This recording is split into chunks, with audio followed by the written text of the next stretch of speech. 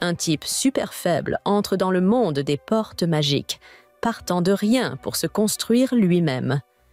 Avec le temps, il devient l'un des chasseurs les plus redoutés, abattant des monstres avec toutes sortes de compétences.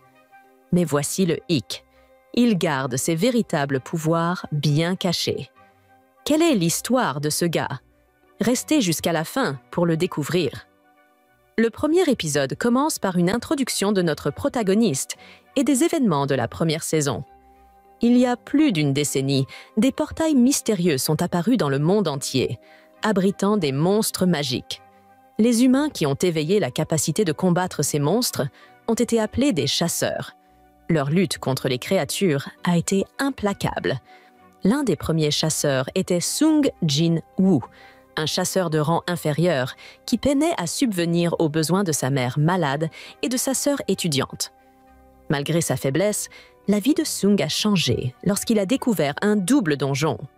Dans cet endroit périlleux, il a acquis la capacité de monter en niveau, comme s'il était coincé dans un jeu vidéo. Avec chaque combat, il est devenu plus fort, découvrant finalement une recette pour une médecine universelle et obtenant le titre de monarque des ombres. L'histoire reprend avec Sung endormi dans sa chambre. Sa sœur Gina l'appelle pour le réveiller, lui rappelant la réunion parents-professeurs. Sung se prépare rapidement et accompagne sa sœur à l'école, où sa présence attire l'attention de tout le monde, surtout des filles. Sung rencontre le directeur de l'école, qui loue les performances académiques exceptionnelles de Gina. Cependant, le directeur soulève une autre question, demandant à Sung s'il autorisera sa sœur à passer l'examen des chasseurs. D'un ton ferme, Sung refuse catégoriquement. Plus tard, Sung attend une jeune fille, qui s'avère être l'amie de Gina. Elle avoue qu'elle n'a aucune intention de retourner à l'école ou d'abandonner la chasse. Sung lui conseille de reconsidérer sa décision, car elle est une chasseuse de rang E et ne peut pas vivre de cette manière. Frustrée, elle insiste sur le fait qu'elle ne cessera pas de chasser. Sung lui demande alors de l'accompagner, laissant entendre qu'il a un autre plan en tête. Pendant ce temps, le directeur de l'association des chasseurs accueille Hwang, un chasseur redoutable. Hwang révèle son mépris pour le pays et son intention de rester uniquement le temps de régler un compte avec Sung Jin Woo, qu'il qualifie de chasseur de rang E et d'un autre chasseur de rang D. La scène se déplace vers une porte magique, où Sung rencontre le directeur Han et Yoon Sung. Ils discutent de la région, classée comme une zone à haute densité d'apparition de portes. Ce matin-là, une porte de rang 100 s'était ouverte. Le chasseur Kim Chul, de rang A, est présenté comme le leader de l'équipe de raid du jour.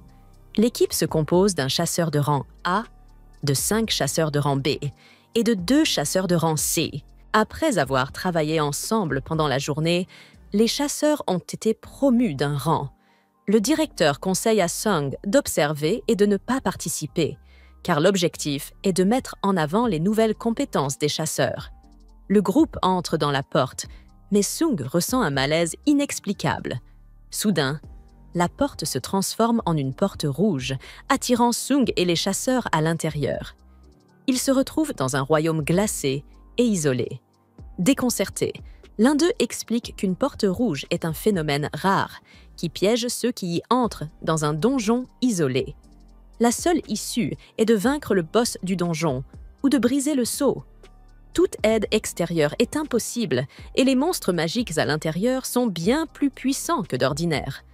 À ce moment, l'un des chasseurs est tué et Sung échappe de justesse à la mort lorsqu'une flèche est déviée à la dernière seconde.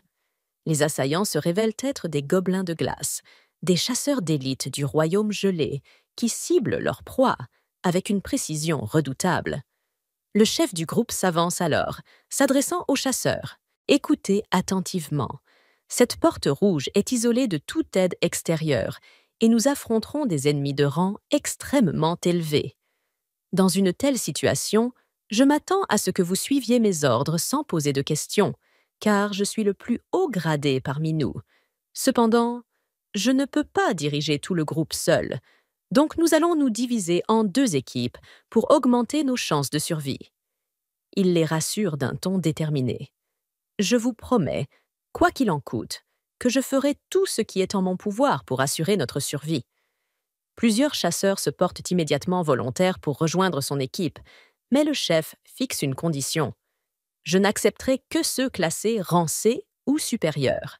De plus, gardez à l'esprit qu'un jour, ici, équivaut à seulement 1 heure dans le monde extérieur.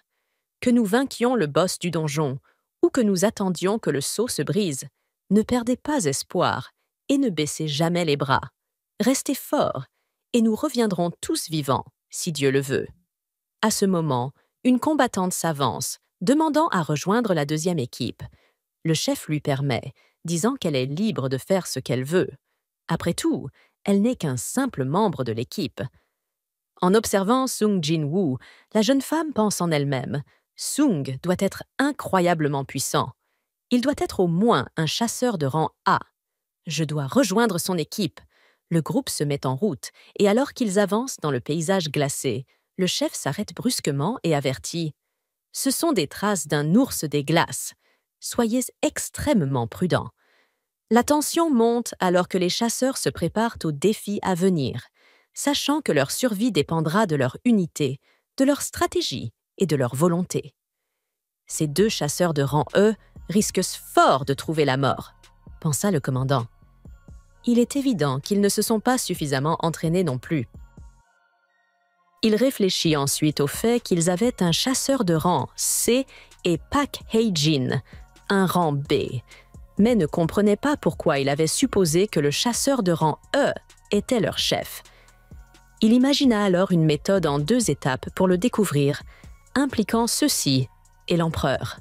Soudain, un ours géant apparut. Le commandant les avertit à plusieurs reprises, les exhortant à se concentrer sur leur survie. L'ours chargea sur le commandant, tentant de le tuer, mais celui-ci le frappa d'un seul coup, le tranchant en 2. L'ours s'effondra au sol, mais derrière lui, 2 ours furieux émergèrent. Ils l'attaquèrent également. Les ours semblèrent soigner entre eux, et bientôt, le groupe se retrouva en fuite vers le train. Ils l'attaquèrent encore. À ce moment, Sung et ses compagnons apparurent, alertés par un bruit lointain. Ils réalisèrent que toute la forêt était un repère d'ours des glaces et décidèrent de battre en retraite avant d'en croiser davantage. Cependant, Sung refusa de partir, argumentant que tant qu'il restait prudent, rester dans la forêt était préférable à affronter un ennemi intelligent, comme les elfes des glaces.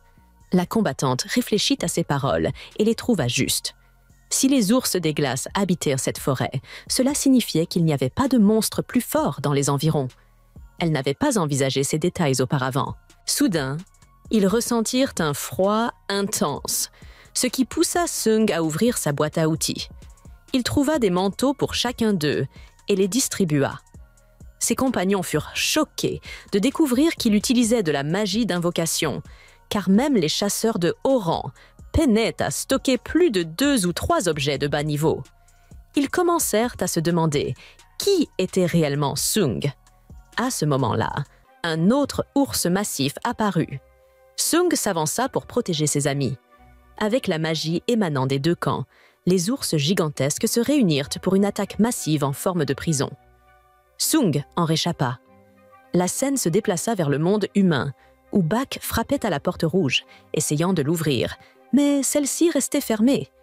Il remarqua qu'avec un peu de chance, seul un chasseur de rang A et quelques chasseurs de rang B pourraient en sortir. Il n'avait d'autre choix que de compter sur le chasseur Kim.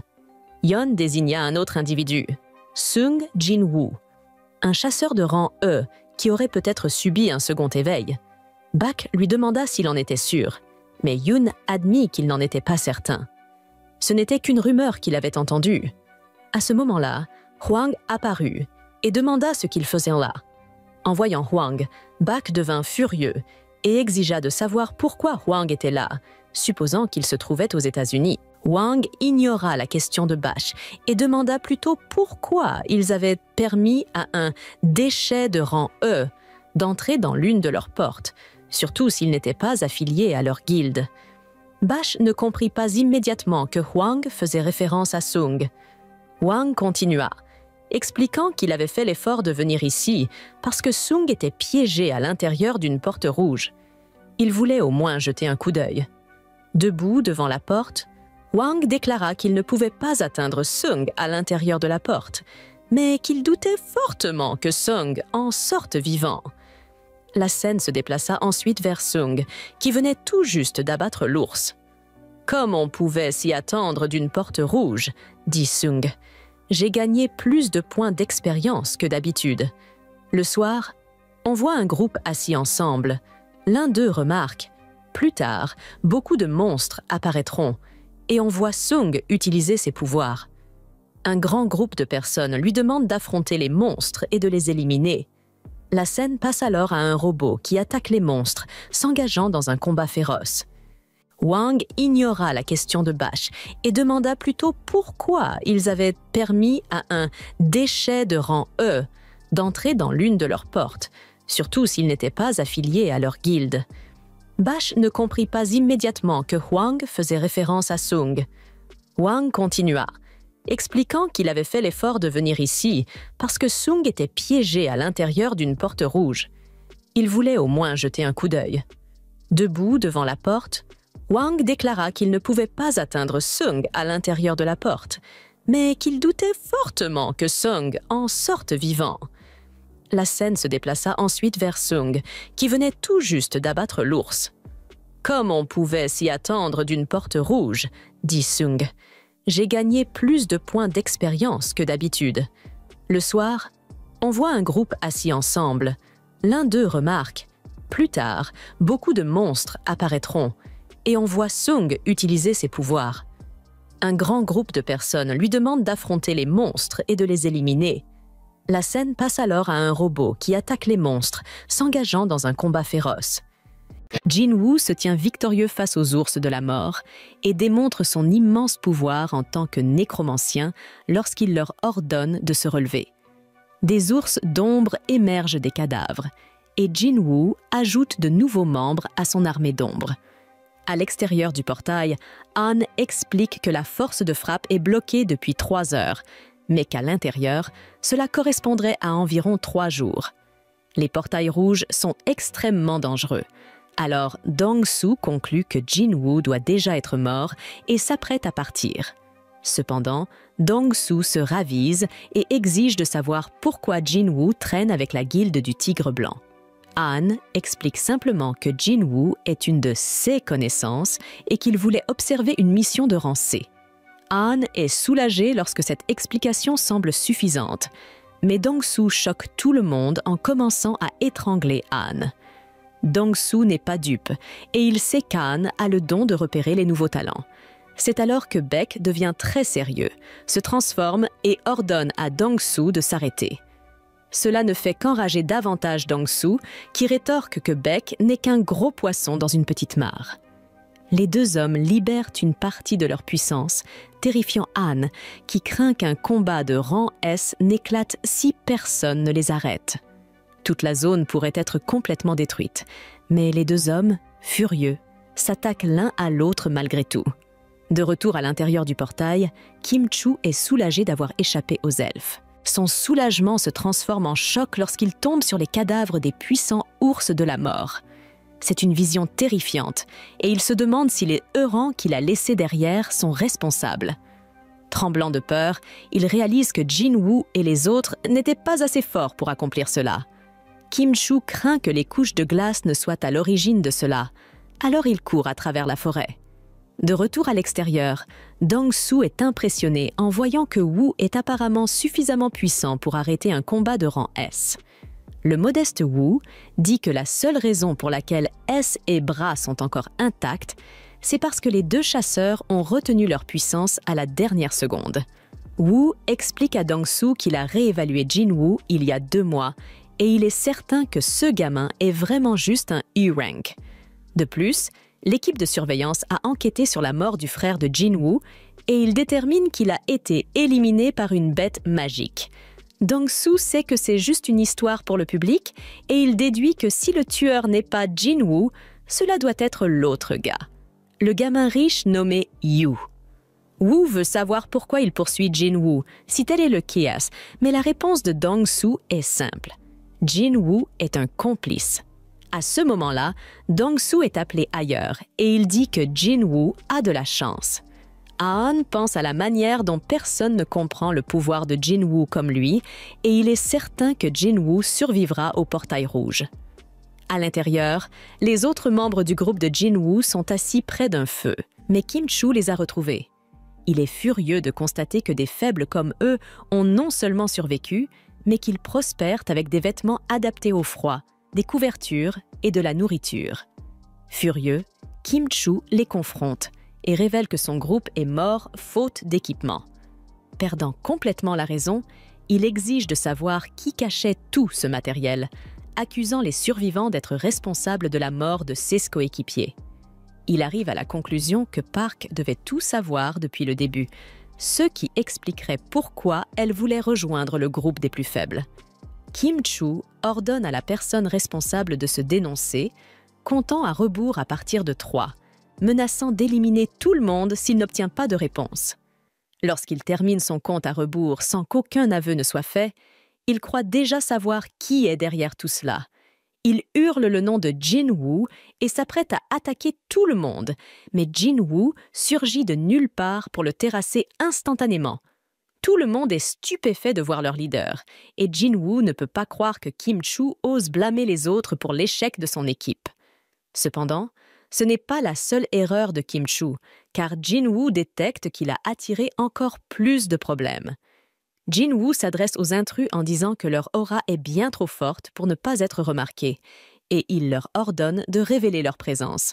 Les elfes de glace obéissent et se montrent. Leur chef est surpris de constater qu'un des humains insignifiants semble réellement puissant. Jin-woo réplique immédiatement, mais tout le monde reste stupéfait de constater qu'il parle la langue des bêtes magiques. Jin-woo est également surpris, mais il en déduit que c'est grâce à son système de triche. Le chef elfe explique alors la raison de leur présence. L'un de ses soldats a perçu la puissance de Jin-woo lorsqu'il a arrêté la flèche et souhaite l'affronter. Cependant, avant même que le chef ne termine sa phrase, Jin-woo décapite le challenger d'un coup net. Le chef, loin d'être en colère, est très amusé, mais Jin-woo reste impassible et attaque immédiatement le leader. Ce dernier se défend habilement, et Jin-woo comprend rapidement qu'il ne sera pas facile à vaincre. L'amusement du chef persiste, et il affirme que Jin-woo n'est pas humain, tout en se demandant pourquoi il prétend l'être. Jin-woo n'a aucune idée de ce dont il parle, ce qui amuse encore plus le chef. Cela signifie, selon lui, que Jin-woo est ignorant de quelque chose.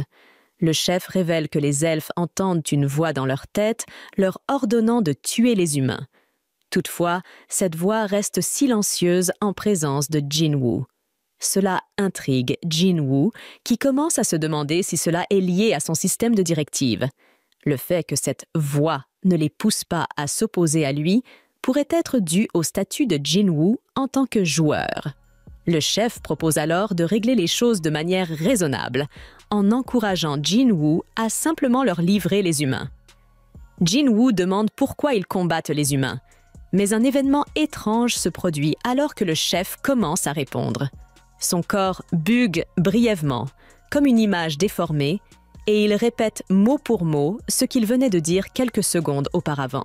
Jin-woo riposte avec une réponse, mais tout le monde est surpris de voir qu'il peut parler la langue de la bête magique. Jin-woo est lui-même surpris, mais il conclut que son système tricheur est à l'origine de cette capacité. Le chef elfe explique alors pourquoi ils sont ici. L'un de ces hommes a pu sentir la puissance de Jin-woo lorsqu'il a arrêté la flèche, et il souhaite le combattre.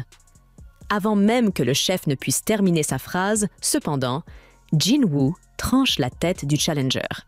Le chef est très amusé, mais Jin-woo ne l'est pas. Alors il passe immédiatement à l'attaque contre le chef. Ce dernier se défend bien, et Jin-woo sait que ce ne sera pas facile de le vaincre. L'amusement du chef continue alors qu'il déclare que Jin-woo n'est pas humain et se demande pourquoi il prétend l'être. Jin-woo n'a pas la moindre idée de ce dont il parle. Alors le chef éclate de rire en réalisant que Jin-woo est ignorant. Il révèle que les elfes ont une voix dans leur tête leur ordonnant de tuer les humains, sauf qu'ils ne l'entendent pas lorsqu'il s'agit de Jin-woo. Cela pousse Jin-Woo à se demander si cela ressemble à ses directives de système. Le fait que la voix ne les dirige pas contre lui pourrait venir du fait que Jin-Woo est le joueur.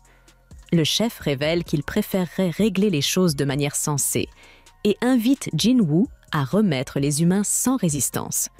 Jin-Woo demande alors pourquoi ils s'en prennent aux humains en premier lieu, mais quelque chose d'étrange se produit lorsque le chef commence à répondre. Son corps se fige un instant et il répète ce qu'il a dit une seconde auparavant.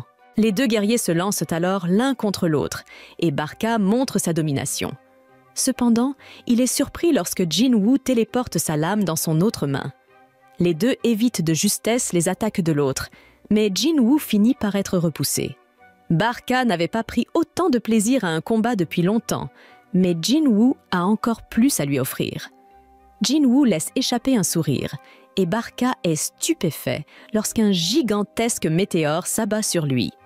Non loin de là, Kim-Chu reprend conscience et se souvient à peine de la façon dont il a été écrasé. Il maudit à nouveau Jin-Woo et saisit son épée. Jin-Woo a réussi à gagner du temps avec ses soldats magiques, mais Barca n'est pas impressionné et se prépare à attaquer à nouveau. À ce moment-là, Jin-Woo remarque que Kim-Chu arrive par derrière.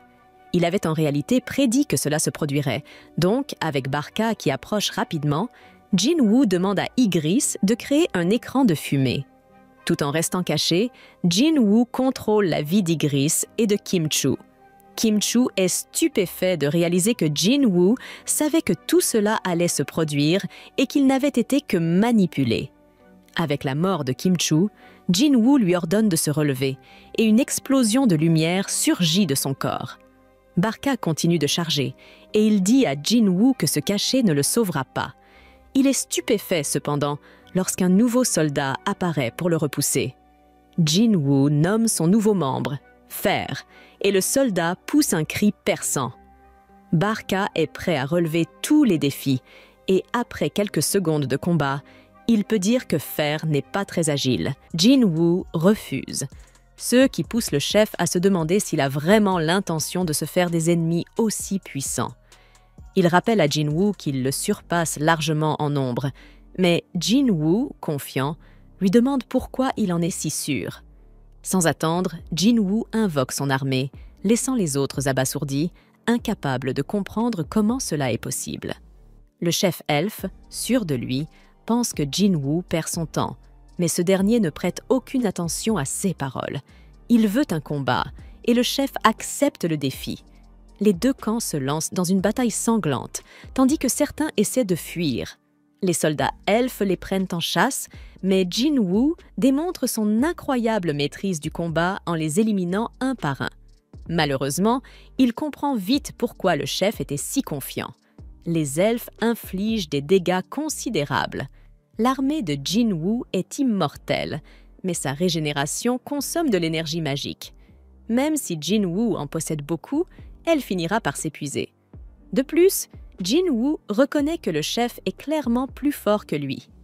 Le chef l'attaque directement et Jin-Woo réalise que, même s'il combattait aux côtés d'Ygritte, ce serait une lutte extrêmement difficile. Face à ces désavantages, il devient évident que des soldats ordinaires ne suffiront pas. Jin-Woo décide qu'il lui faut une force de combat encore plus puissante. Le chef se présente sous le nom de Barca et Jin-Woo, impassible, lui donne également le sien. Les deux guerriers se lancent l'un contre l'autre et Barca démontre rapidement sa supériorité. Cependant, il est surpris lorsque Jin-Woo téléporte sa lame dans sa main opposée. Les deux combattants évitent de justesse les attaques de l'autre, mais Jin-Woo finit par être repoussé. Barca, ravi, admet qu'il n'a pas eu un combat aussi exaltant depuis des lustres, mais Jin-Woo a encore bien plus à offrir. Avec un sourire énigmatique, Jin-Woo surprend tout le monde lorsqu'un météore géant s'abat sur Barca. Non loin de là, Kim-Chu reprend conscience, à peine capable de se souvenir de sa défaite cuisante. Furieux, il maudit une fois de plus Jin-Woo et s'empare de son épée. Jin-Woo a réussi à gagner du temps grâce à ses soldats magiques, mais cela ne fait qu'irriter Barca, qui lance une nouvelle attaque. À cet instant, Jin-woo remarque que Kim-Chu s'approche par derrière. Comme prévu, Jin-woo avait anticipé cette situation et ordonne à Igris de créer un écran de fumée. Caché dans la fumée, Jin-woo s'associe à Igris pour éliminer Kim-Chu. Kim-Chu est stupéfait de réaliser que Jin-woo avait tout planifié et qu'il n'était qu'un pion dans son jeu. Avec Kim-Chu désormais mort, Jin-woo prononce les mots fatidiques. « Lève-toi ». Une lumière éclatante jaillit du corps de Kim-Chu. Pendant ce temps, Barka continue de charger, affirmant que ce cachet ne sauvera pas Jin-woo. Il est toutefois abasourdi lorsque Baek refuse de partir. Mais lui et Han sont stupéfaits lorsque des personnes commencent à sortir du portail. Baek est certain que c'est Kim-Chu, convaincu que son membre de guilde réussirait à accomplir la mission. Cependant, il est surpris de voir qui sort réellement. Han avait raison. C'est Jin-woo qui émerge. Le portail se referme, laissant Baek se demander où se trouve Kim-Chu. Il est horrifié d'apprendre que seul le chasseur de Baran a survécu et il s'interroge sur ce qui s'est réellement passé à l'intérieur. Baek aimerait interroger Jin-woo, mais ce dernier, épuisé, lui demande de poser ses questions à un membre de sa guilde. Baek n'en revient pas de ce qu'il vient d'entendre, car il ne s'agissait pas d'une demande, mais d'un ordre. À la limite, c'était une menace. De plus en plus sérieux, Baek rappelle à Jin-woo que 6 membres de sa guilde ont disparu. C'est sa responsabilité de découvrir ce qui s'est passé. Jin-woo, loin d'être intimidé, lui fait remarquer qu'il a été celui qui a sauvé les 2 membres survivants. Cela signifie que c'est aussi la responsabilité de Baek de lui montrer de la gratitude. La tension monte, mais Baek finit par se calmer, réalisant que Jin-woo a raison. Il s'excuse et Jin-woo raccompagne Song-yi chez elle. Baek demande à Park qui est exactement ce gars-là et pourquoi il semblait si en colère. Park révèle que c'est seulement après avoir vaincu le boss que son humeur a changé. Han insiste pour dire que cela doit être dû à l'épuisement, car Jin-woo est habituellement quelqu'un de gentil. Baek s'intéresse évidemment à Jin-woo et donne des instructions à Han pour s'assurer qu'il soit amené à leur guilde, quoi qu'il en coûte. Plus tard, Jin-woo raccompagne Song-yi chez elle. Elle le remercie pour tout et lui dit qu'elle a hâte de le revoir. En partant, Jin-woo réalise qu'il ne s'est même pas écoulé une journée entière depuis qu'ils étaient piégés dans le portail. Il est déçu car, après tous ses efforts, il n'a gagné qu'une seule dague et conclut que Barka devait être d'un niveau beaucoup trop élevé. Un flashback révèle que Jin-woo a essayé de transformer le chef elfe en soldat immortel. On lui a donné 3 tentatives, mais il n'a pas réussi à l'extraire. Au moins, il a obtenu Iron de cette situation, mais c'était déjà la 3e fois qu'il devait ôter des vies humaines. Le lendemain, vous rencontrez Jin-woo, mais ce dernier n'en croit pas ses yeux en voyant ce que vous portez. Il se dirige vers une mission, mais Jin-woo leur dit qu'il faut d'abord aller chercher quelqu'un. Il s'agit de Song-yi, et vous êtes choqués de voir à quel point ils semblent familiers l'un avec l'autre. Jin-woo lui demande si elle a réussi à dormir, mais cette question vous donne une mauvaise impression. Inquiet pour Jin-woo, vous lui rappelez que Song-yi est mineur. Bien sûr, Jin-woo ne fait rien de répréhensible, alors il reste décontracté, mais cela ne fait qu'amplifier votre malentendu. Puis Jin-woo change de sujet et démarre la voiture. Après leur voyage, le groupe arrive dans un donjon et se retrouve immédiatement pris au milieu d'un conflit. Jin-woo, au lieu de rejoindre la bataille, est captivé par les silhouettes spectrales qui combattent les ogres. Il demande à Jin-woo ce que sont ces créatures, et le protagoniste se rend compte qu'il en avait déjà parlé à son partenaire auparavant. Sans entrer dans les détails, il répond simplement que c'est l'une de ses capacités. Insatisfait, Yu veut savoir s'il peut invoquer des soldats fantomatiques, mais Jin-woo estime que c'est trop complexe à expliquer pour le moment et change de sujet. Après la victoire, il claque des doigts et ordonne à son armée de ramasser les pierres précieuses. Puis Jin-woo s'agenouille et demande au moins à aider avec les gemmes. Instantanément, un soldat de l'ombre tente une poignée de gemmes au chasseur, qui le remercie pour sa compréhension et fait sourire son ami. Pendant ce temps, Sur un bateau échoué, un guerrier crie de désespoir, tandis qu'un homme lui dit de ne pas crier et de rester calme, expliquant que les autres qui sont tombés ne sont que évanouis. Cependant, comme il ne parle pas anglais, il suppose que le guerrier n'a aucune idée de ce qu'il dit, alors il se désigne et dit quelques mots mal compris. De retour parmi les chasseurs, il se dirige vers un restaurant après l'expédition pour savourer de la viande et une boisson, célébrant l'accomplissement de l'Addix-9 émission de Jin-Woo sous contrat avec Yoo-Jin-Woo. Selon le lièvre, cela aurait été impossible sans son camarade. Jin-Woo demande quelle est la prochaine étape pour son ami, et il explique qu'il va passer un examen écrit dans une association pour obtenir une licence de maître de guilde et utiliser cette licence pour négocier avec son père. Pendant ce temps, Jin-Woo mentionne qu'il sera hors de contact pendant un certain temps, car il doit se rendre dans un endroit particulier. Après cela, Jin-Woo tourne son verre et anticipe qu'on devrait lui dire de se taire s'il devient agaçant. Il révèle alors qu'il a un frère de 10 ans son aîné qui ne l'aime pas. Les deux n'ont jamais passé de temps ensemble comme de vrais frères. D'un autre côté, Jin-Woo a sauvé la vie de Jin-Woo et a accepté sa demande. Autrement dit, le lièvre baisse la tête et confesse qu'il souhaiterait que son ami soit son frère. Lorsque ces mots sont prononcés, un silence gêné enveloppe la pièce et Jin-Woo garde la tête baissée jusqu'à ce que Jin-Woo serve son camarade et réponde qu'à partir de maintenant, ils sont frères. En entendant ces mots, Jin-Woo retient ses larmes, tourne un autre verre de boisson et propose presque de force plus de viande à son nouveau frère. Jin-Woo lui demande s'il est ivre, mais il insiste sur le fait qu'il est sobre. Pendant ce temps, l'homme qui avait agressé les autres sur le bateau échoué est retrouvé en prison et menotté. Selon les autorités responsables de l'arrestation, cet homme se présente comme un chasseur étranger qui a été piégé dans un portail il y a 10 ans et n'a jamais réussi à en sortir jusqu'à ce qu'il arrive aux États-Unis. Comme il ne parle pas anglais, l'interrogatoire du suspect doit être mené avec un traducteur présent. Pour l'instant, on pense que ce prisonnier est une bête humaine éveillée. C'est pourquoi les autorités ont demandé l'aide d'un chasseur de rang S de Washington, qui est un compatriote du suspect. Ce chasseur s'appelle Wang Dong-soo, et l'enquête se poursuivra dès qu'il sera de retour aux États-Unis. D'ailleurs, l'un des agents a demandé le nom du prisonnier, et un autre, peinant à le prononcer, dit que son nom est Sung Il-won. De retour chez lui, prêt à repartir, Sung Il-won dit à sa sœur qu'il sera absent pendant 1 mois avec un ami, et elle lui demande depuis quand il a une petite amie et pourquoi il ne l'a même pas dit à sa petite sœur. Dans la scène suivante, le garçon revient dans un endroit où il était allé il y a quelque temps. Aux alentours du niveau 20, il fait face à Cerbère dans le château démoniaque et n'a pas pu finir le travail. Mais maintenant qu'il a triplé de niveau, il sent qu'il a une chance. Alors il ouvre la porte du donjon avec la clé appropriée et s'y précipite.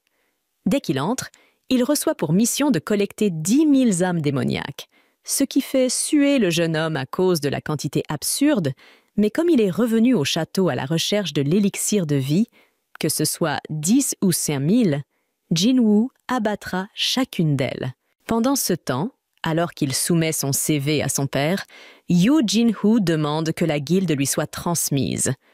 Le vieil homme se souvient que Jin-Sung, son fils aîné, avait une autre idée pour cette guilde, mais Jin-Woo soutient que ce plan consistant à mettre quelqu'un de l'extérieur à la tête est trop risqué pour l'entreprise.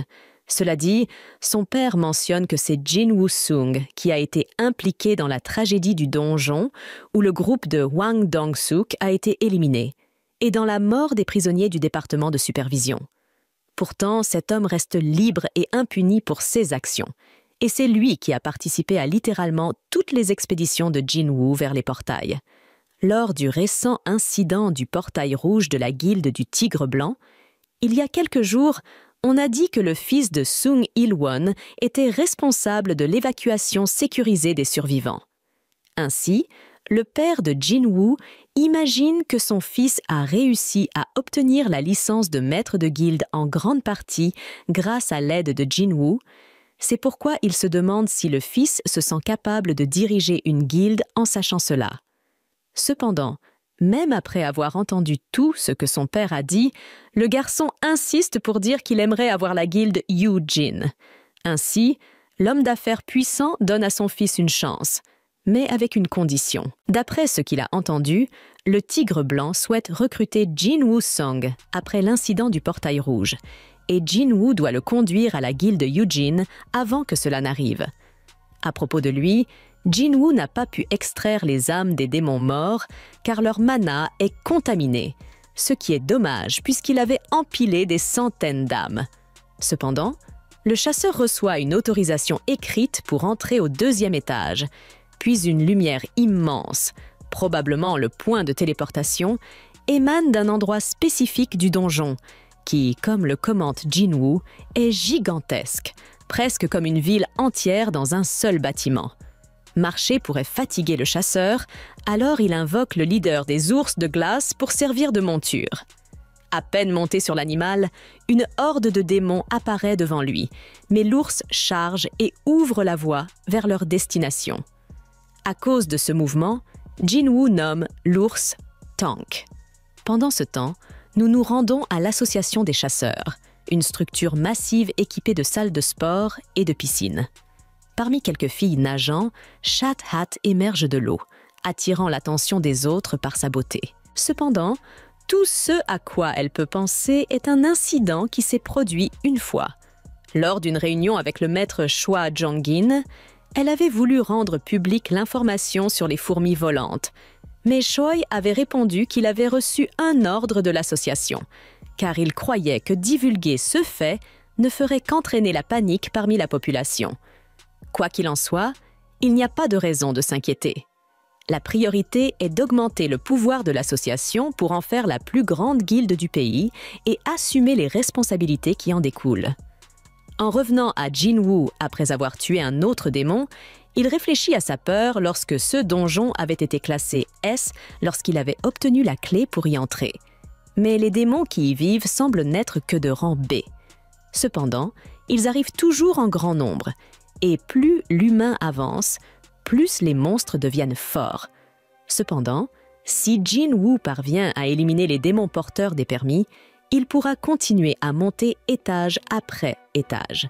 Cela dit, si la structure du château démoniaque est la même que celle de la tour originale, il y a 100 étages et le chasseur peut à peine imaginer le niveau des démons qu'il rencontrera au dernier étage. Maintenant, plus important encore, il semble que Jin-Woo n'ait pas assez de nourriture pour une expédition aussi longue, en plus de la promesse qu'il a faite à Gina. Ainsi, tout comme lors de la bataille contre les démons, Jin-Woo court également contre le temps, mais au final, il atteint les 10 000 âmes fixées par la mission. Le jeune homme ne sait pas jusqu'où il pourra grimper dans ce donjon, mais quoi qu'il en soit, il continue d'avancer. Ce faisant, il rencontre le seigneur des étages inférieurs, un démon connu sous le nom de Volcan de la convoitise, qui garde le 50 et étage. Pendant ce temps, le manager Han Sang-min visite la maison de Jin-Woo avec Park Hee-jin pour tenter de le recruter pour le Tigre Blanc. Mais il trouve seulement sa sœur à la maison, qui dit que son frère est parti en voyage. Han note que Jin-Woo n'a pas participé à de récentes incursions et que le dernier emplacement suivi par l'association était le centre de la zone urbaine. Hee-jin est impressionné de voir que son partenaire peut découvrir de telles choses et il explique que c'est son travail. Quoi qu'il en soit, les coordonnées du garçon sont désormais inconnues. Revenant à lui, Jin-Woo Sung ordonne à son armée de laisser le chef ennemi à lui-même. Ainsi, les subordonnés avancent pour combattre les autres adversaires. Les mages spectraux lancent des flammes sur les démons, tandis qu'Ygris, le rouge sang, charge les rangs ennemis, provoquant un véritable chaos. Grâce à l'augmentation de son intelligence, Jin-Woo a pu améliorer à la fois sa puissance magique et le nombre de soldats qu'il peut invoquer. Mettant cela de côté, le chasseur se demande combien de temps le chef des démons compte rester assis, et puisque l'ennemi refuse de bouger, l'humain décide de prendre l'initiative. Cependant, avant qu'il ne puisse en prendre conscience, le volcan de la convoitise se précipite à une vitesse incroyable pour attaquer Jin-Woo. Jin-Woo réagit rapidement et donne un coup de poing qui envoie le démon voler. surprenant lui-même le jeune homme, qui se demande combien de force il a mise dans ses attributs pour parvenir à cela. Face aux dégâts subis, le volcan de la convoitise est rempli de rage et active sa capacité cerbère. Lorsque le démon géant charge Jinwoo, l'homme ordonne à Iron d'envoyer son bouclier vers lui. Avec le bouclier levé, Jinwoo parvient à bloquer le lourd marteau du géant. Mais la combinaison intense subie commence à inquiéter l'humain quant à la santé du bouclier. Défendant patiemment, l'homme attend une seule ouverture pour contre-attaquer, et à un certain mouvement du démon, il réussit à se libérer de la combinaison et saute vers le cou de l'ennemi. Mais le volcan se retourne immédiatement et frappe avec son gourdin. Par réflexe, Jinwoo active la main du souverain et absorbe l'impact au point de ne pas mourir sur le coup. Après avoir évité la faim, Jinwoo se demande si ce monstre peut lire ses pensées, tout en imaginant que le seul endroit où il pourrait infliger des dégâts serait sa tête. Quoi qu'il en soit, il doit d'abord restreindre les mouvements agiles et indéchiffrables du géant. Alors Jinwoo utilise la rage du volcan de la convoitise pour l'attirer vers un bâtiment. Dès qu'il s'en approche, Jinwoo grimpe rapidement la structure, tandis que le démon ne peut s'arrêter et s'écrase contre elle. Ayant cet avantage, le chasseur frappe finalement l'adversaire avec sa dague, remportant le combat et recevant un fragment de l'arbre de vie. Pendant ce temps, Dong-Soo arrive aux États-Unis pour interroger Sun Il-won. Mais le premier à poser des questions est l'interrogé. Il veut savoir combien d'humains connaissent l'existence des portails et des bêtes magiques, car tout cela n'est rien comparé à la pire force catastrophique qui s'est enfin éveillée. Et le but de Sun Il-won est d'empêcher qu'une catastrophe se produise. Ignorant celui qui se croit être juste une bête magique, Dong-Soo demande au prisonnier s'il se souvient encore du nom de sa femme ou de l'un de ses 2 enfants. Alors l'homme répond que l'un de ses enfants s'appelle Jinwoo. Cela dit, Dong-Soo promet que les 2 se reverront en enfer. Et en parlant d'enfer, Jin Woo-sung progresse avec son armée à travers les étages supérieurs et élimine Métis, le seul guide. Retour à l'interrogatoire, les environs sont devenus des ruines. Selon les responsables impliqués dans l'affaire, c'est ce qui se produit lorsque 2 chasseurs de rang S entrent en conflit. En fait, ils ont eu de la chance de ne pas avoir été blessés, car Hwan Dong-soo a été vaincu en un clin d'œil. À ce moment-là, la nourriture de Jin Woo-sung s'épuise enfin aux oies 75 et étages. Malgré ses lamentations, il reconnaît qu'il a obtenu de bons objets lors de l'expédition. Une boucle d'oreille portée par le boss du 50 et étage et un collier obtenu après avoir tué un squelette. De plus, le miroir de la convoitise sera assez utile pour ses mages spectraux et enfin, il a gagné une clé dont il n'est pas tout à fait sûr de ce qu'elle ouvre.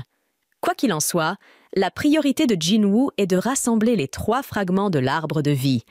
Le premier qu'il a obtenu en éliminant le volcan de la convoitise.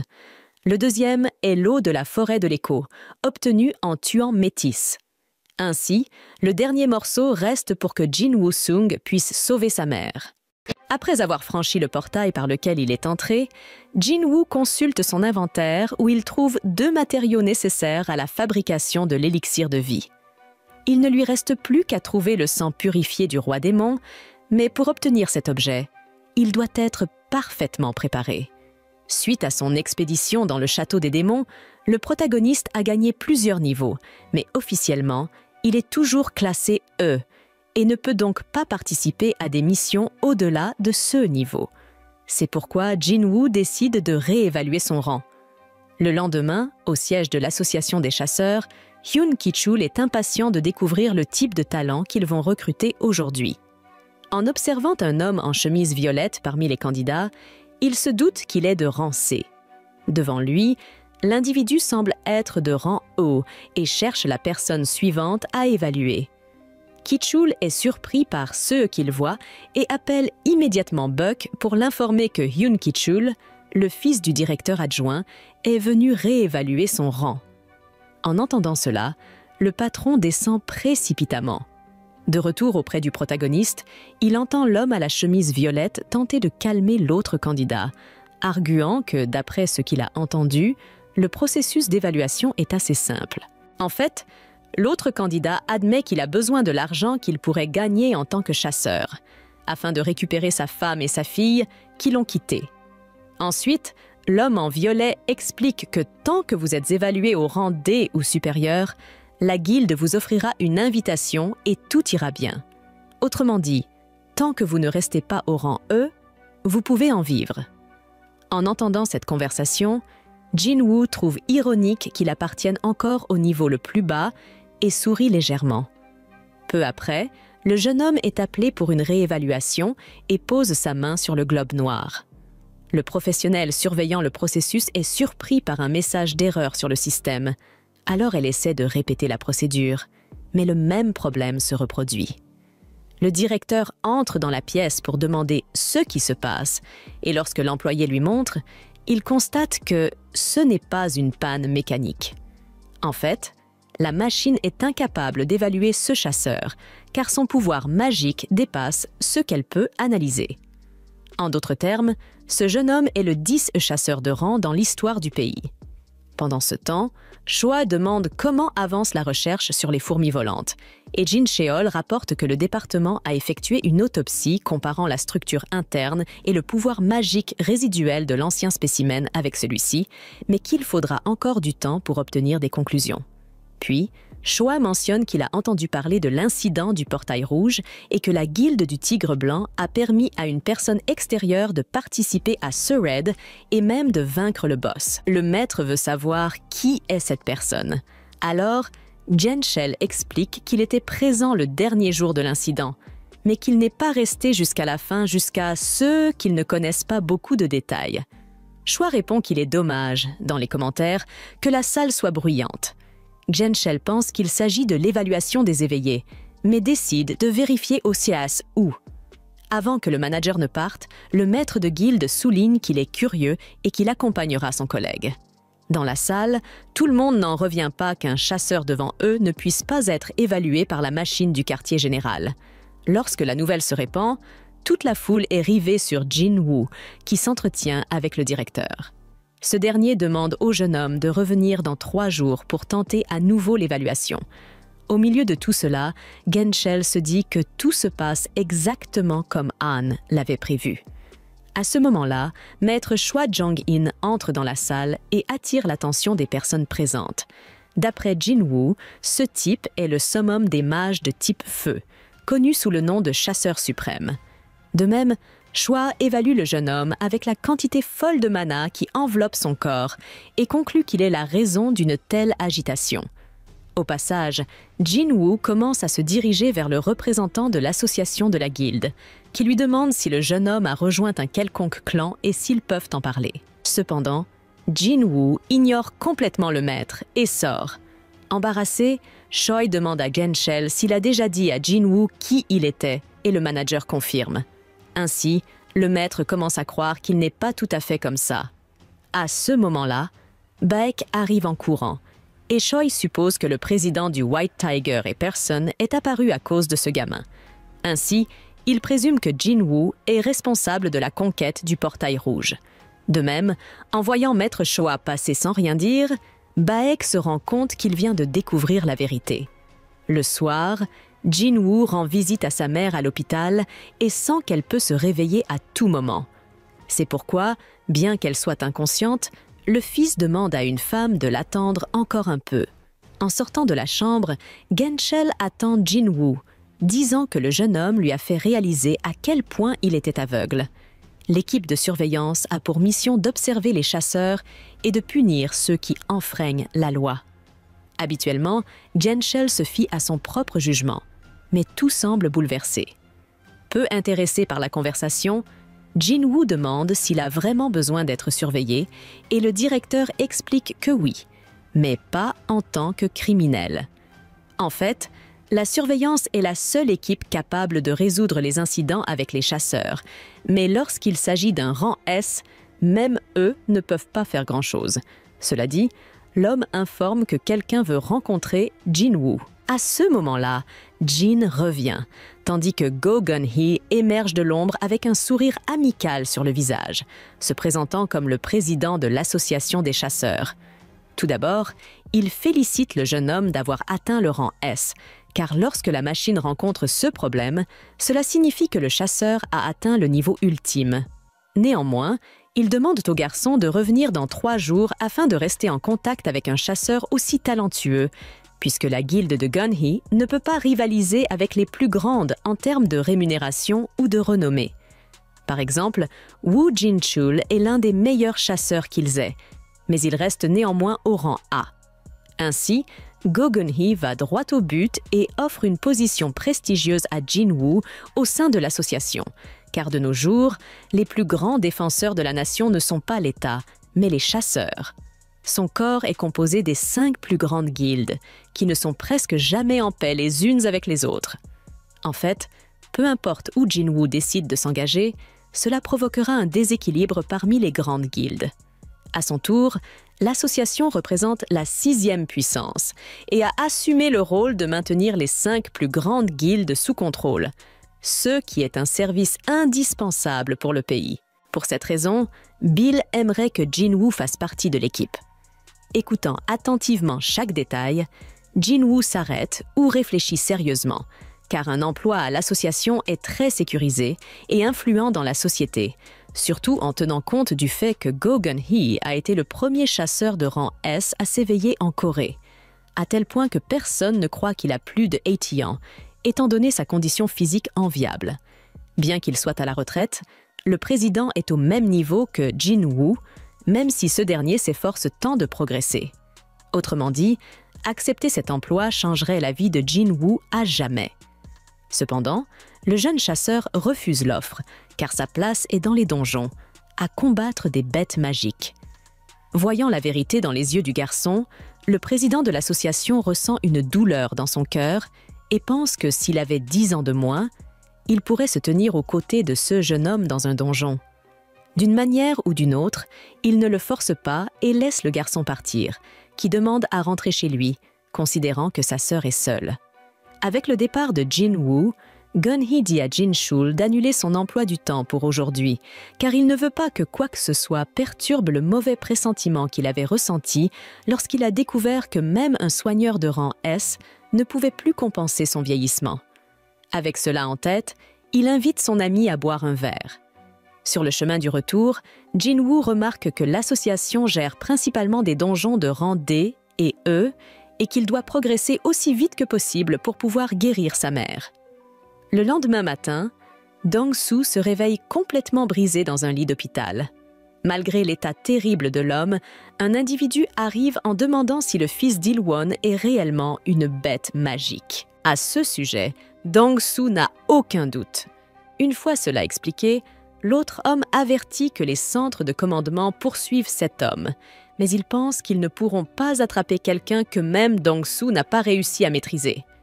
Laissé seul, l'homme d'affaires se remémore le pied d'Il-won sur sa poitrine, lui ordonnant de laisser sa famille tranquille pour son propre bien. Sinon, même la mort ne sauverait pas Dong-soo d'Il-won. En se rappelant cela, Dong-soo ressent l'humiliation de la défaite comme une douleur physique et décide de traquer cet homme à nouveau avec l'équipement approprié. Dans ce cas, l'équipement en question est un artefact, des pièces d'équipement si avancées qu'aucun artisan ne peut les fabriquer. Avec le nombre croissant de chasseurs, il est même possible de trouver plusieurs artefacts en vente sur des enchères en ligne, une chose que Jin-woo explore en cherchant un pour lui-même. Mais le problème est que cet article est bien trop cher pour être acheté par quiconque.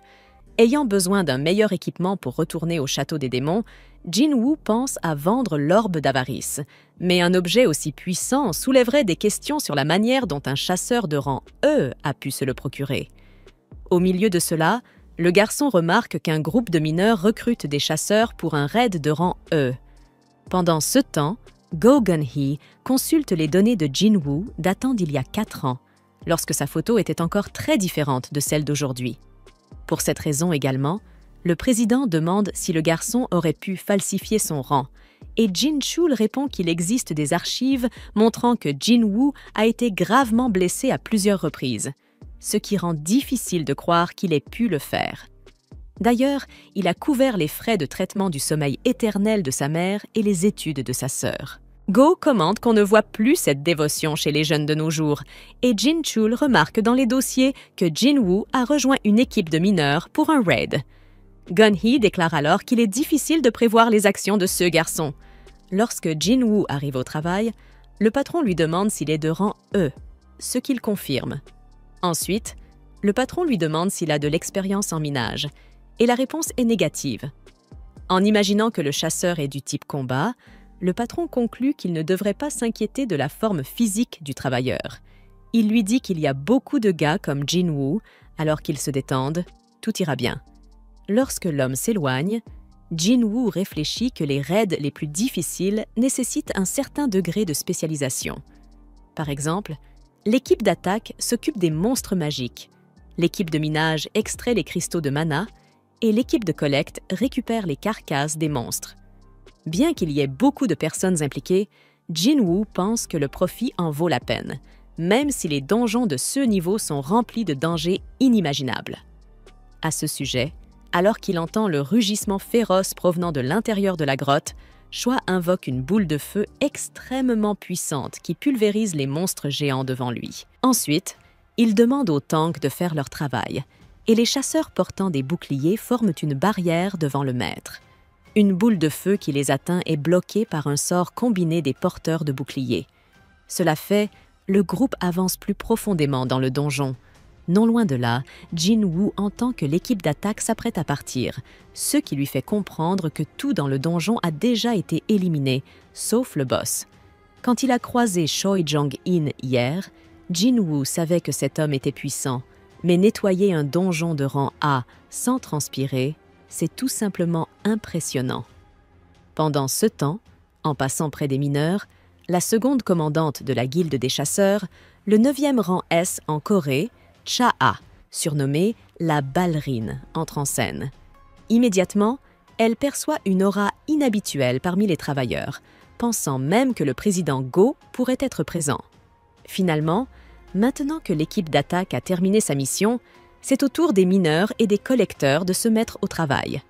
Une fois à l'intérieur, Jin-woo est davantage préoccupé par un signal de puissance magique qu'il détecte venant des profondeurs de la grotte, probablement émis par le boss de ce donjon de rang A qui semble plus fort que Vulcan et Métis dans le château des démons. Sachant cela, Jin-woo brûle d'envie de descendre immédiatement pour tester la puissance d'un tel monstre. Autour de lui, il entend un groupe de mineurs se moquer d'un novice de rang E qui a rejoint l'équipe, ce qui lui rappelle que les individus de bas niveau sont toujours traités de la même manière. De plus, lorsqu'un homme bouscule Jin-woo et tente de l'intimider, il recule rapidement dès que le jeune homme révèle son œil imprégné de mana.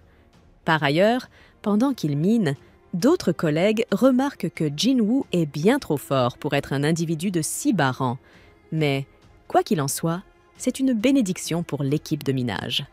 Plus tard, à l'heure du déjeuner, Jin-woo profite que tout le monde quitte les lieux pour planifier de se rendre dans la salle du boss. Il sait que s'il vainc le boss, le portail se refermera, ce qui entraînera une grande perte pour la guilde, mais cela ne l'empêche pas de vouloir infliger quelques coups au monstre. Cependant, à ce moment précis, Cha-ha apparaît, pressant un mouchoir contre son nez, et demande ce que le travailleur fait ici. Jin-woo pense qu'il s'agit d'un geste sacrément imprudent de sa part, et, avec un soupir résigné, il dit à Cha-ha qu'il s'est simplement perdu et qu'il s'est retrouvé ici. Elle lui demande s'il fait partie de l'équipe d'exploitation minière et l'informe sans ménagement qu'il s'agit de la salle du patron, lui ordonnant de reculer. Jin-woo admet silencieusement que Cha-ha est à la hauteur de sa réputation, car il ne l'avait même pas entendue arriver avant qu'elle ne prenne la parole. Cha-ha remarque alors que la dague qu'elle avait vue plus tôt dans la main de Jin-woo a disparu, se demandant si ses yeux ne lui jouaient pas un tour. Jin-woo s'excuse de s'être égaré, une trace de regret colorant son ton, et elle lui lance de sortir immédiatement, de peur qu'il n'aggrave la situation du patron. Jin-woo tente de partir, mais alors qu'il passe devant Cha-ha, celle-ci remarque quelque chose d'anormal et lui ordonne de s'arrêter. Lorsqu'il s'arrête, elle le hume et s'étonne qu'il n'en peste pas. Elle lui demande s'il est vraiment un chasseur, et après avoir confirmé qu'il l'est et qu'il est classé E, elle se demande si quelque chose ne va pas. Ikku l'en dissuade et lui conseille d'être prudent en sortant. Alors qu'il se retourne pour partir, elle se demande si l'absence d'odeur nauséabonde chez lui est due à son faible rang. Dans un moment de réflexion silencieuse, elle admet qu'en réalité, il sent incroyablement bon. Ensuite, nous voyons Jin-woo retourner dans le donjon après sa pause, tandis que ses compagnons mineurs ressentent une pointe d'envie en réalisant qu'il a eu la chance de rencontrer Cha-ha lorsqu'il s'est perdu. Ils mentionnent qu'ils ne peuvent que l'admirer de loin et expliquent qu'elle patrouille sans relâche la zone pour les protéger du boss, sacrifiant même son propre temps de repos. Avec une lueur d'admiration mêlée de mélancolie, Jin-woo comprend que c'est pour cette raison qu'elle se trouvait près de la salle du boss. Le chef des mineurs lui confie qu'elle est un peu mal à l'aise face à l'odeur des autres chasseurs. Les mineurs ajoutent que cela est dû à sa constitution unique, ce qui explique pourquoi elle couvre toujours son nez avec un mouchoir. Jin-woo réfléchit alors au fait que sa réaction à son égard était nettement différente et se demande si cela signifie qu'il ne porte pas l'odeur typique des chasseurs. Il se rappelle que le boss de la Porte Rouge avait dit quelque chose de similaire et en conclut que c'est sans doute parce qu'il est simplement un joueur.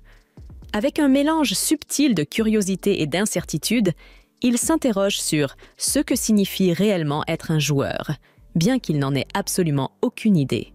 Plus tard, on le voit recevoir son paiement après la fin des travaux miniers, et le chef des mineurs lui exprime sa gratitude, reconnaissant qu'ils ont terminé plus tôt que prévu grâce à lui. Les mineurs font alors remarquer qu'il possède un véritable don naturel pour ce travail, et le chef avoue même que, durant toute sa carrière, il n'a jamais rencontré quelqu'un comme lui. Il demande si Jin-woo envisagerait de travailler pour lui à long terme, promettant une juste rémunération, mais Jin-woo répond qu'il s'agit simplement d'une affaire ponctuelle pour lui. Le patron fronce les sourcils, mais demande tout de même l'aide de Jin-woo pour un jour de plus, expliquant que demain, ils ont des missions de rang A et C consécutives. Jin-woo se souvient que son test de réévaluation est prévu pour après-demain, et il se sent très confiant d'avoir enfin compris le processus de raid aujourd'hui.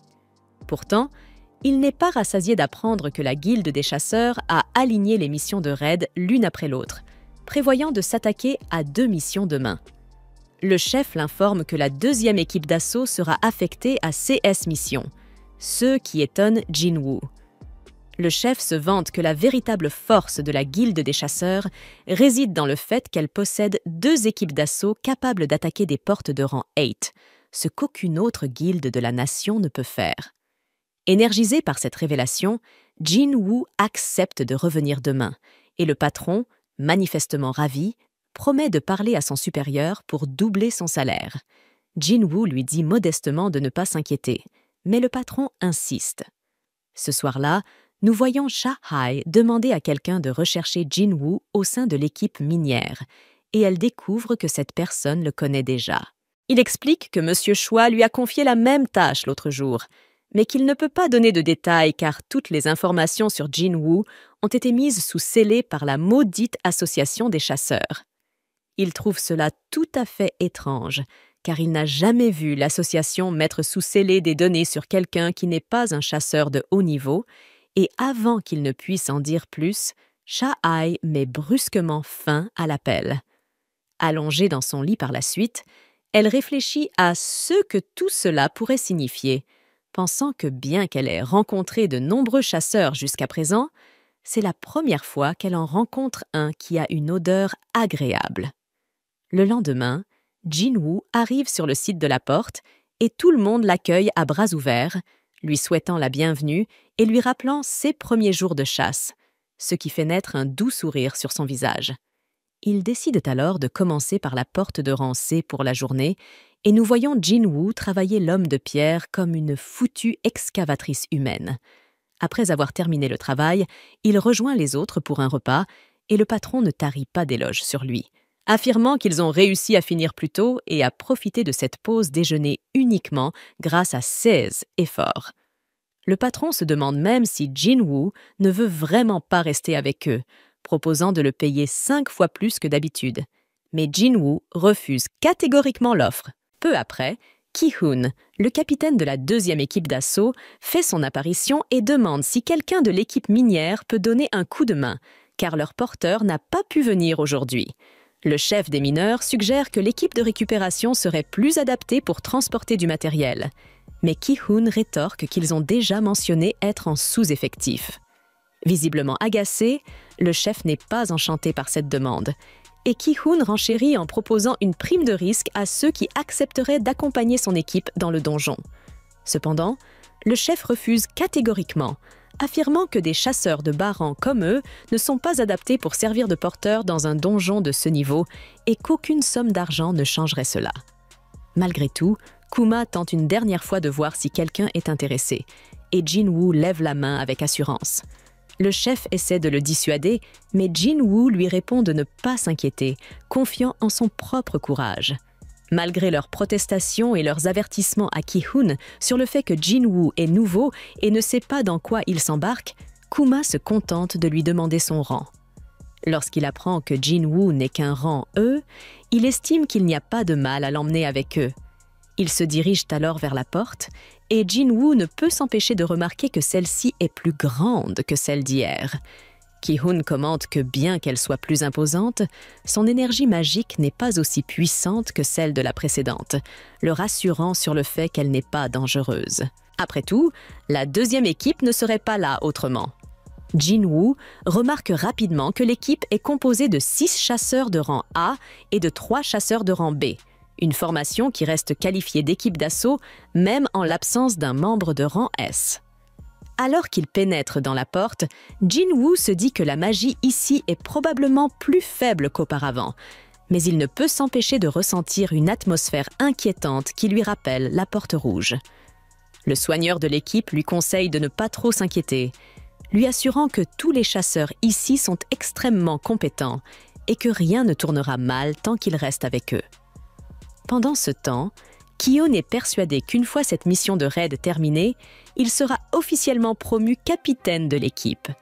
Il est convaincu qu'il peut assumer ce rôle, même s'il n'est pas aussi redoutable que leur capitaine ou vice-capitaine actuel. Soudain, ils sentent la présence de monstres devant eux et passent immédiatement à l'action sans attendre d'autres ordres. Ils sont attaqués par des chacals de donjon, mais ces créatures sont trop faibles et l'équipe les élimine en quelques secondes à peine. Tous sont surpris de voir des chacals de donjon ici, et Jin-woo se demande s'ils sont rares. Le soigneur lui explique alors qu'il ne s'agit que de monstres de rang C, et qu'il est étrange d'en rencontrer dans un donjon de rang A. Comme les monstres faibles sont habituellement dévorés par des créatures plus puissantes, Jin-woo remarque ensuite des colliers autour de leur cou, révélant que CS Chacal était élevé comme chien de chasse par quelqu'un. À ce moment-là, d'autres monstres s'approchent, et ils se rendent compte qu'il s'agit d'une armée de hauts orques. L'un d'eux attaque en lançant une lance, et Kun parvient de justesse à bloquer le coup. Il le charge, et le tank utilise sa compétence de raillerie. Mais elle s'avère inefficace, car les monstres s'attaquent à ceux qui sont dans le dos. Bien qu'un des chasseurs parvienne à les repousser, les orques ne subissent aucun dégât grâce à leur forte résistance à la magie. La mage du groupe lie alors l'un des monstres qu'elle ne peut retenir parce qu'il est trop fort. Alors la mage de feu invoque 2 soldats de feu pour l'aider. Pendant que les soldats du feu attaquent les orques, le reste de l'équipe se bat avec acharnement. Les orques parviennent à blesser l'artiste martial de l'équipe, ce qui les pousse à demander de l'aide à la guérisseuse, qui est déjà occupée à soigner le tank. Kun pense qu'ils sont en infériorité numérique et craint que ce soit leur fin lorsque les orques coupent même un bras du chasseur. Kun espère silencieusement que personne ne mourra ici et le guérisseur intervient pour régénérer entièrement le bras perdu, tandis que le mage à lunettes retient les orques. Un orque apparaît soudain derrière la guérisseuse, qui semble accepter sa mort imminente, jusqu'à ce que Jin-woo intervienne. En utilisant sa main de souverain, il tue l'orque en lui arrachant la colonne vertébrale. Le soigneur reste perplexe, se demandant ce qui vient de se passer, tandis que Jin-woo utilise sa compétence de furtivité pour aider les autres chasseurs, attaquant les orques dans l'ombre afin de les affaiblir sans être repérés. Les chasseurs sont surpris de voir les orques soudainement vaciller, mais ils saisissent l'occasion et lancent une offensive totale, abattant les monstres les uns après les autres. Jin-Woo pense qu'il ne veut pas vraiment se faire remarquer en tant qu'étranger ici, mais qu'il refuse aussi de laisser qui que ce soit mourir sous ses yeux. Silencieusement, il continue d'affaiblir les monstres depuis les ombres, tandis que les autres chasseurs s'occupent du reste, finissant par éradiquer tous les orques. Ki-Boom s'enquiert alors de l'état de chacun et pousse un soupir de soulagement en constatant que tout le monde va bien. Le soigneur mentionne qu'un phénomène étrange s'est produit pendant le combat, et Ki-Boom ajoute qu'il a également ressenti un affaiblissement soudain des monstres. Il interroge les mages pour savoir s'ils en sont responsables, mais ceux-ci répondent que non, expliquant qu'un tel exploit ne devrait être possible qu'avec un chasseur de type assassin. Il décide de ne pas s'attarder sur la question, estimant qu'ils ont simplement eu de la chance puisqu'ils ont remporté la victoire. Pendant ce temps, la mage à lunettes pense que leurs porteurs ont sérieusement sous-estimé l'équipe. Elle aurait dû savoir qu'une compétence de furtivité serait détectée en présence d'un lanceur de sorts. Choisissant de garder le silence, elle se dit qu'il doit avoir ses raisons et qu'elle lui doit au moins cela pour les avoir aidés à survivre. Les chasseurs se tournent ensuite vers leur capitaine, lui demandant s'ils doivent continuer ou battre en retraite. Il souligne que pour affronter un donjon de ce type, il leur faudrait au moins 2 soigneurs supplémentaires et 3 mages de plus. Face à une forte suggestion de repli, le chef prend un instant pour réfléchir à la situation. Jin-Woo, qui comprend la réticence à aller de l'avant dans un donjon dangereux, espère silencieusement que le capitaine prendra la bonne décision. Finalement, le chef décide de se retirer, au grand soulagement de tous. Lorsqu'il atteigne la porte menant à l'extérieur, il remarque qu'elle est scellée par une barrière, ce qui n'était pas le séas lorsqu'ils sont entrés dans le donjon. Les mages s'avancent alors pour retirer la barrière, heureux d'avoir choisi de battre en retraite, car ce donjon abrite manifestement une entité capable d'une magie aussi avancée. Presque immédiatement, tout le monde sent une vague de magie puissante, ce qui soulève la question de savoir s'il s'agit du boss. Alors que les mages se dépêchent de démanteler la barrière, Jin-Woo se demande à voix haute pourquoi une fluctuation magique aussi importante n'a pas été détectée alors qu'ils étaient dehors. Après tout, même un chasseur de rang B aurait dû la repérer. À ce moment-là, les mages se mettent soudain à saigner abondamment et tout le monde se rend compte que quelqu'un a maudit la barrière pour en faire un piège sournois. Le capitaine ordonne d'urgence à l'un des chasseurs de lancer de la magie divine, mais comme personne n'y prête attention, il se retourne pour voir ce qui se passe et découvre qu'une armée entière d'orques se profile derrière eux. Ils comptent une 50aine d'orques et les chefs des 2 camps s'avancent à mi-chemin.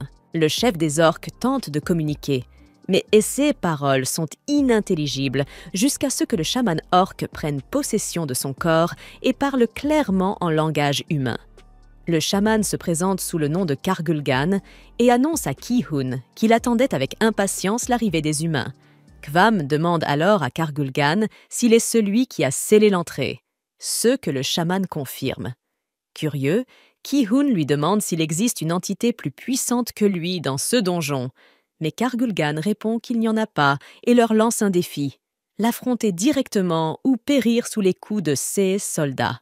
Sans hésiter, Ki-Hun choisit de faire face au chaman et les orques les conduisent immédiatement.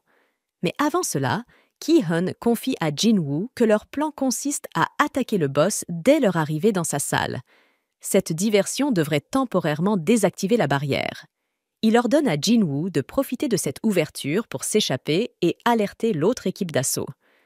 Jin-Woo ne peut s'empêcher de se demander s'ils ne sont pas tous en train de signer leur arrêt de mort. Ki-Hun lui rappelle froidement que leur mission est de fermer la porte, pas nécessairement d'en revenir vivant, et la soigneuse remet à Jin-Woo un court testament, lui demandant de le livrer à sa famille si les choses tournent mal. Bien que Jin-Woo l'accepte avec le cœur lourd, il espère ne jamais en arriver là. Elle l'exhorte à tout faire pour s'échapper pendant qu'ils accomplissent leur mission.